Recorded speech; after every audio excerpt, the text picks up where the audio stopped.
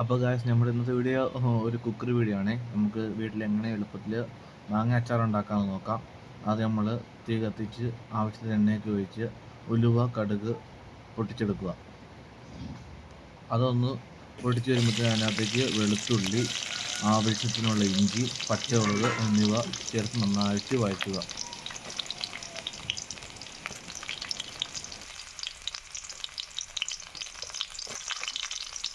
എന്നിട്ട് നമുക്ക് എല്ലാം നന്നായിട്ടൊന്ന് മിക്സ് ചെയ്ത് കൊടുക്കാം കേട്ടോ. ഇതൊന്ന് വയന്ന് തന്നെ വരെ ഒന്ന് വെയിറ്റ് ചെയ്യാം. വയന്ന് വരുമ്പോഴത്തേനും നമുക്ക് അതിനകത്തേക്ക് മാങ്ങ ചേർക്കാം കേട്ടോ.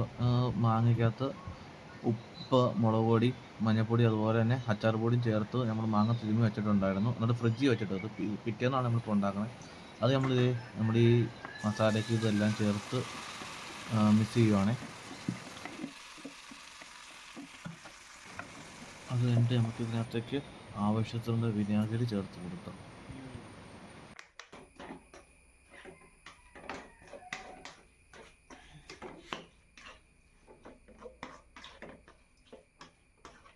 ഗ്യാസ് കുറച്ച് നമുക്ക് അടച്ച് വയ്ക്കാം. ഇപ്പോൾ നമ്മുടെ അച്ചാറിൻ്റെ പണി ഏകദേശം തീർന്നിട്ടുണ്ട്. നമുക്കിനി തീ ഓഫാക്കാം. അച്ചാറുണ്ടാക്കി കഴിഞ്ഞാൽ നമുക്കിനി ഇത് മറ്റൊരു പാത്രത്തിലേക്ക് മാറ്റാം. അപ്പോൾ ഇത്ര ഉള്ളൂ ഇന്നത്തെ വീഡിയോ.